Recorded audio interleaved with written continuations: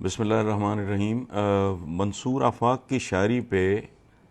احمد ندیم قاسمی صاحب سے لے کے احمد فراز صاحب تک، ظفر اقبال صاحب سے لے کے منو بھائی تک، لوگوں نے اتنا خوبصورت اور اتنا کچھ لکھا ہے کہ میں اس میں اضافہ نہیں کر سکتا، سوائے اس کے کہ سورج نے مسکرا کے گلیشیئرز کو دیکھا، وہ پگھل کر جھرنوں، ندیوں، دریاؤں میں تبدیل ہو گئے۔ ایسا کوئی چشمہ، کوئی دریا منصور آفاق کی طرف جا نکلا، اور منصور آفاق نے اس میں آب حیات ملا کے تھوڑا سا